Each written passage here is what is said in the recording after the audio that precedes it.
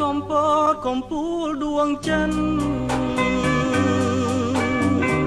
ខ្ញុំសែនអាណិតហើយពិនជាស្មាសូភីកំពតស្លូតបូដរះទាំងចំពាំងចិត្តចងពងស្មើគ្មានលាកងត្រជាងព្រៀបបានសំដែរអងអែលហរិទេឲ្យការក្តីស្នេហ៍សំបូរកំព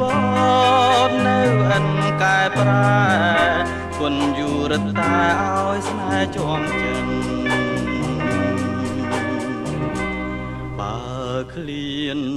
ឃ្លៀតទាំងស្រមៃ